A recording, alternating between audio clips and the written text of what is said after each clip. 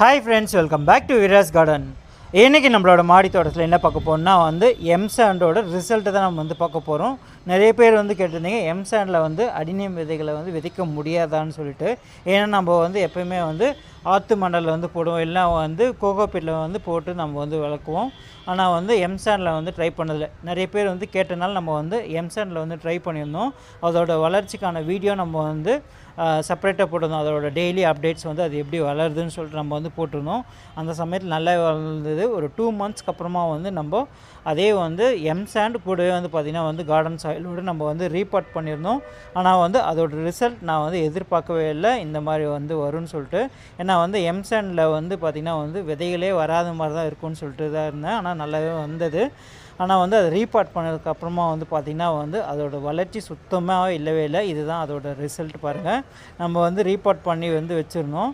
அதில் பார்த்திங்கன்னா இப்போ ஒழுங்காக இருக்கிறது பார்த்திங்கன்னா ஒரு 2 நாற்று மட்டும்தான் அதோட இதில் இருக்குது. மற்ற நாற்று எல்லாமே பார்த்திங்கன்னா அதோட இதை கொஞ்சம் கொஞ்சமாக அதோட ஸ்கின் எல்லாமே அப்படியே சுருங்கி அதை வாடுற நிலைமைக்கு தான் போயின்னு இருக்குது.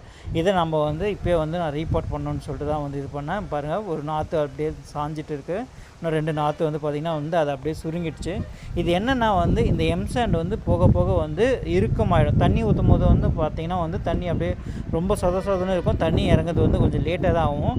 ஆனால் அதுக்கப்புறமா இது ரொம்ப டைட்டாக ஆகிடும். இது அதே மாதிரி இந்த எம்சாண்டில் அந்த காரத்தன்மை இருக்குன்றனால இது நம்ம உரமாக போடுறது போது நிறைய பேர் இது கலந்து போடுவாங்க கொஞ்சம் மண்ணில் சேர்க்கறதுக்கு.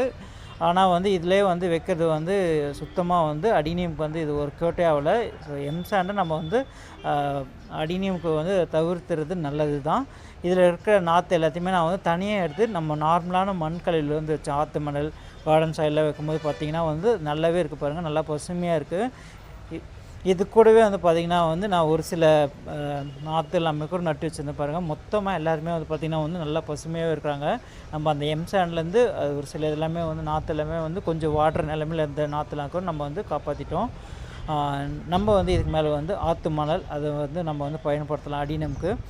இந்த வீடியோ உங்களுக்கு யூஸ்ஃபுல்லாக இருக்கும் தான் நம்புகிறேன். அண்டு இது எப்படி இருக்குன்னு சொல்லிட்டு கமெண்ட் செக்ஷனில் கமெண்ட் பண்ணுங்கள். நம்மளோட சேனல் வீராஸ் கார்டன் சப்போர்ட் பண்ணுங்கள். So thanks for your all support and thanks for வாட்சிங்.